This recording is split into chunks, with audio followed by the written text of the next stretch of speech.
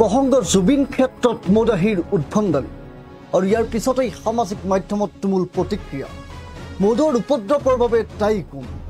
মদাহী দায়ী নে মদৰ দোকান? য'তে ত'তে ৱাইন শ্বপৰ লাইচেঞ্চ দিছে কোনে?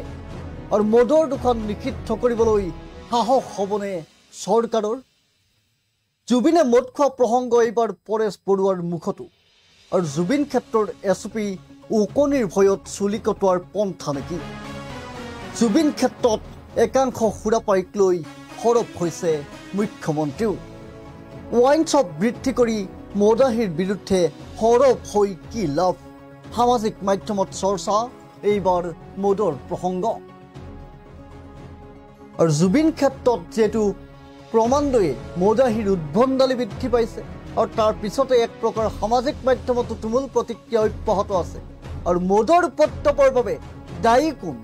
এই প্ৰশ্ন উত্থাপন হৈছে এতিয়া সামাজিক মাধ্যমতো। মদাহী দায়ী নে মদৰ দোকান? য'তে ত'তে ৱাইন শ্বপৰ লাইচেঞ্চ দিছে কোনে বুলি বিভিন্নজনে প্ৰশ্ন কৰিছে সামাজিক মাধ্যমত। মদৰ দোকান নিষিদ্ধ কৰিবলৈ সাহস হ'বনে চৰকাৰৰ বুলি বিভিন্নজনে উত্থাপন কৰিছে প্ৰশ্নবান। আৰু জুবিনে মদ খোৱা প্ৰসংগ সিদিনা পৰেশ বৰুৱাৰ মুখতো শুনিব পৰা গৈছিল। আলফা সেনাধ্যক্ষগৰাকীয়ে কৈছিল মদ খাই জুবিন গাৰ্গ মৰি থাকিল। আৰু কিন্তু প্ৰশ্ন হয় পৰেশ বৰুৱাৰ মুখত জুবিন গাৰ্গে মদ খোৱাৰ প্ৰসংগ সিদিনা এটা ব্যক্তিগত পৰ্টেল চেনেলত প্ৰকাশ পোৱাৰ পিছতেই এক প্ৰকাৰ তোলপাৰ লাগিছিল বিষয়টোক লৈ। পৰেশ বৰুৱাই পাহৰি হয়তো গৈছে যে এটা সময়ত আলফায়ো চুকে কোণে গাঁৱে ভূঞে বিভিন্ন প্ৰান্তত প্ৰৱেশ কৰি মদৰ ঘাটিৰ বিৰুদ্ধে এক সংগ্ৰাম অব্যাহত ৰাখিছিল, অভিযান অব্যাহত ৰাখিছিল। কিন্তু এটা সময়ত একাংশ আলফাই সেই জংঘলৰ পৰা ওলাই আহি চালফা নাম লৈ পুনৰবাৰ সেই মদৰ ঘাটিতেই মদ খোৱা বিভিন্ন দৃষ্টান্ত হয়তো ওলাব। গতিকে পৰেশ বৰুৱাই মনত ৰখা উচিত একালৰ যিদৰে আলফাই মদৰ বিৰুদ্ধে একাংশ গাঁৱৰ চুকে কোণে অব্যাহত ৰাখিছিল অভিযান,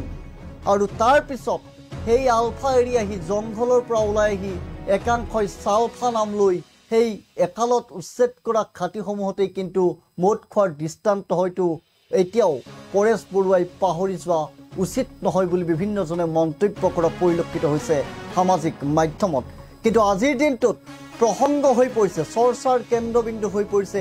জুবিন ক্ষেত্ৰত মদাহীৰ উদ্ভণ্ডালি। আৰু সামাজিক মাধ্যমত এই লৈ অব্যাহত আছে তুমুল প্ৰতিক্ৰিয়া। আৰু বিভিন্নজনে প্ৰশ্ন উত্থাপন কৰিছে এই মদৰ উপদ্ৰৱৰ বাবে, মদাহীৰ উদ্ভণ্ডালিৰ বাবে কোন দায়ী?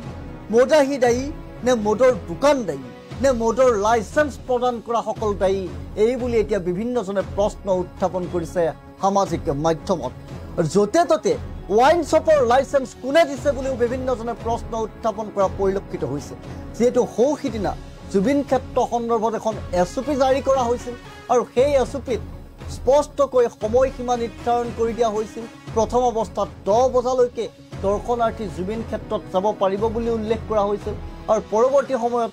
বঢ়াই দিয়া হৈছিল 1 ঘণ্টা, অৰ্থাৎ 11 বজালৈকে জুবিন ক্ষেত্ৰত দৰ্শনাৰ্থী যাব পাৰিব বুলি জনোৱা হৈছিল বা সদৰি কৰিছিল স্বয়ং মুখ্যমন্ত্ৰীগৰাকীয়ে। আৰু মুখ্যমন্ত্ৰীগৰাকীয়ে সেইদিনা কেবিনেট বৈঠকত জুবিন ক্ষেত্ৰত একাংশ মদাহীৰ বিৰুদ্ধে,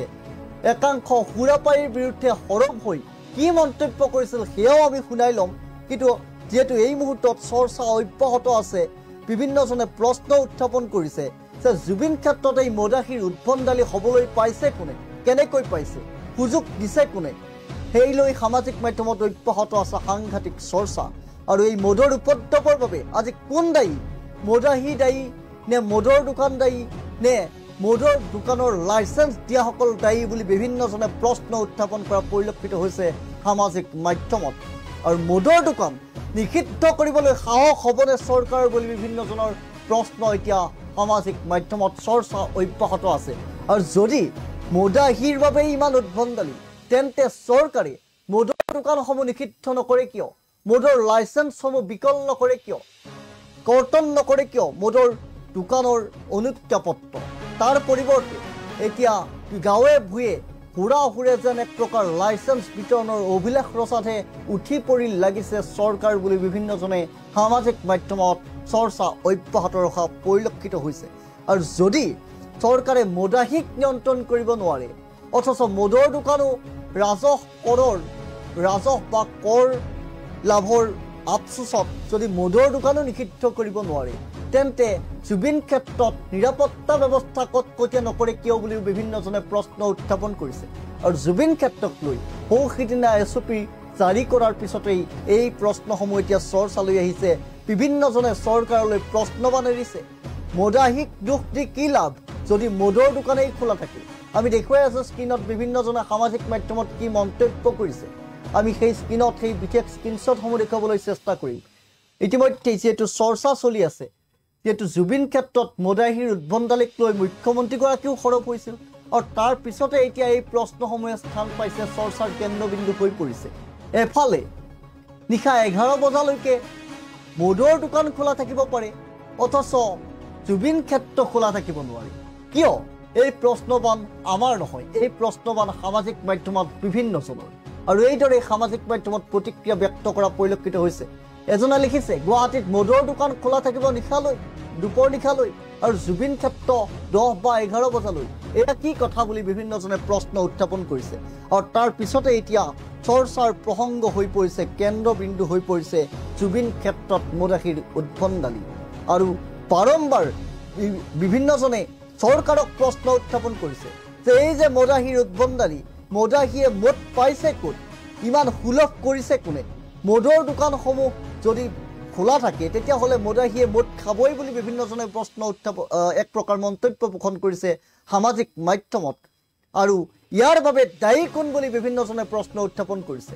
আজি যে জুবিন ক্ষেত্ৰত মদাহীৰ উদ্ভণ্ডালি হ'ব পাৰিছে এই সুযোগ কোনে দিছে বুলিও এতিয়া সামাজিক মাধ্যমত তুমুল চৰ্চা অব্যাহত আছে ইয়াৰ বাবে কোন দায়ী মদাহী মদৰ দোকান নে মদৰ দোকানক লাইসেন্স প্ৰদান কৰা সকল দায়ী তাক লৈ এতিয়া প্ৰশ্ন কৰিছে বিভিন্নজনে চৰ্চা সৰ্বত্ৰে বিৰাজিত হৈছে আৰু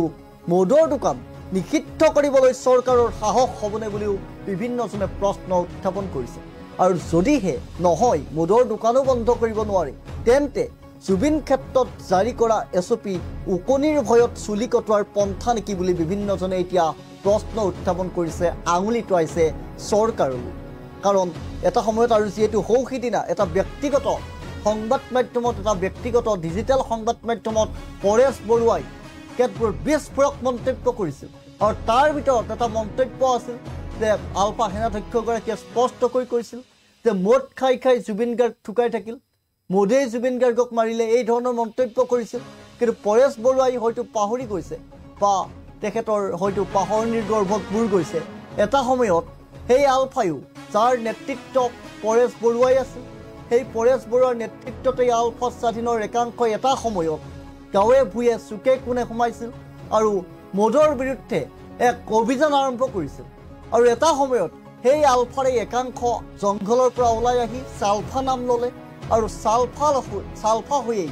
একালত যিসমূহ মদৰ খাতি চুলাইৰ খাতিৰ বিৰুদ্ধে আলফাই অভিযান চলাইছিল সেই খাতিসমূহতে কিন্তু সেইসকল চালফাই মদ খোৱা বুলিও চৰ্চা হৈছে সামাজিক মাধ্যমত বা দৃষ্টান্তও হয়তো আছে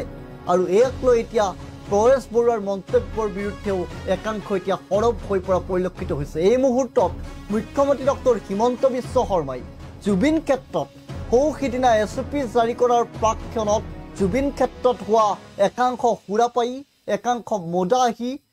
কেনেধৰণৰ উদ্ভণ্ডালি আৰু ইয়াক ৰোধ কৰিবৰ বাবে কেবিনেট বৈঠকত কি কৈছিল মুখ্যমন্ত্ৰীগৰাকীয়ে এই মুহূৰ্তত মুখ্যমন্ত্ৰীগৰাকীয়ে এছঅপি জাৰি কৰাৰ প্ৰাক্ষণত কৰা ভাষ্য আমি এবাৰ শুনাই ল'ব বিচাৰিছোঁ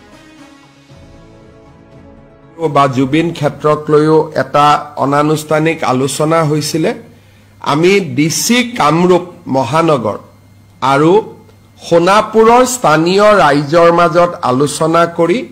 এই গোটেই সমাধি ক্ষেত্ৰখনক এটা ব্যৱস্থিত ৰূপলৈ আনিবলৈ আজি আমি ডিসি কামৰূপ মহানগৰক পৰামৰ্শ দিছো কোনো কাৰণতে এই জুবিন ক্ষেত্ৰত মদ খোৱা মানুহ বা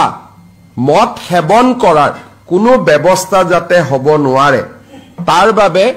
আমি কঠোৰ পদক্ষেপ ল'বলৈ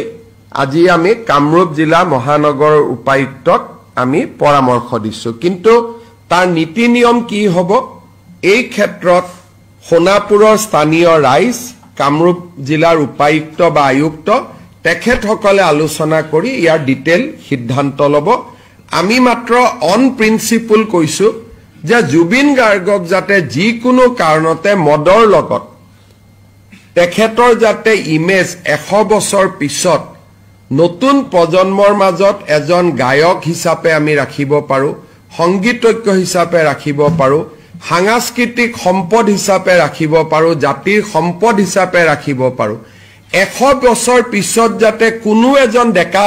লৰাই নতুন প্ৰজন্মই ক'ব নোৱাৰে যে মদৰ লগত জুবিন গাৰ্গৰ সম্পৰ্ক কি আছিল কাৰণ ই খসাও নহয় তেওঁ 24 ঘণ্টা মদ খাই কেতিয়াও থকা নাছিল এইটো এটা ভুল ধাৰণা এটা এছাম লোকে গৈ সোণাপুৰত সৃষ্টি কৰিব খুজিছে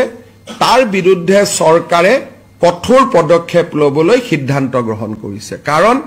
আমি জুবিনক শিল্পী হিচাপে জীয়াই ৰাখিব খুজো সাংস্কৃতিক সম্পদ হিচাপে জীয়াই ৰাখিব খুজো জ্যোতি বিষ্ণু ভূপেন হাজৰিকাক অসমৰ ৰাইজে যেনেকে জীয়াই ৰাখিছে তেনেকে আমি জুবিন গাৰ্গক জীয়াই ৰাখিব খুজো জুবিন গাৰ্গৰ সমাধিক লৈও বা জুবিন ক্ষেত্ৰক লৈও এটা অনানুষ্ঠানিক আলোচনা হৈছিল আমি ডিসি কামৰূপ মহানগৰ আৰু সোণাপুৰৰ স্থানীয় ৰাইজৰ মাজত আলোচনা কৰি এই গোটেই সমাধি ক্ষেত্ৰখনক এটা ব্যৱস্থিত ৰূপলৈ আনিবলৈ আজি আমি ডিসি কামৰূপ মহানগৰক পৰামৰ্শ দিছো কোনো কাৰণতে এই জুবিন ক্ষেত্ৰত মদ খোৱা মানুহ বা মদ সেৱন কৰাৰ কোনো ব্যৱস্থা যাতে হ'ব নোৱাৰে তাৰ বাবে আমি কঠোৰ পদক্ষেপ ল'বলৈ আজি আমি কামৰূপ জিলা মহানগৰ উপায়ুক্তক আমি পৰামৰ্শ দিছো কিন্তু তাৰ নীতি নিয়ম কি হ'ব এই ক্ষেত্ৰত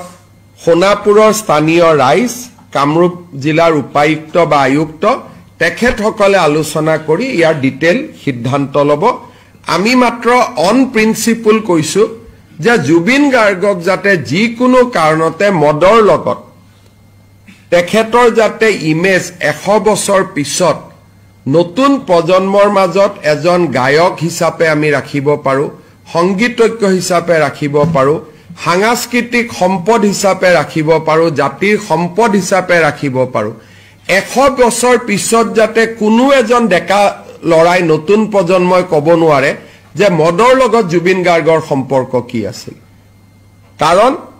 ই খসাও নহয় তেওঁ 24 ঘণ্টা মদ খাই কেতিয়াও থকা নাছিল এইটো এটা ভুল ধাৰণা এটা এছাম লোকে গৈ সোণাপুৰত সৃষ্টি কৰিব খুজিছে তাৰ বিৰুদ্ধে চৰকাৰে কঠোৰ পদক্ষেপ ল'বলৈ সিদ্ধান্ত গ্ৰহণ কৰিছে কাৰণ আমি জুবিনক শিল্পী হিচাপে জীয়াই ৰাখিব খুজো সাংস্কৃতিক সম্পদ হিচাপে জীয়াই ৰাখিব খুজো জ্যোতি বিষ্ণু ভূপেন হাজৰিকাক অসমৰ ৰাইজে যেনেকে জীয়াই ৰাখিছে তেনেকে আমি জুবিন গাৰ্গক জীয়াই ৰাখিব খুজো জুবিন গাৰ্গৰ সমাধিক লৈও বা জুবিন ক্ষেত্ৰক লৈও এটা অনানুষ্ঠানিক আলোচনা হৈছিল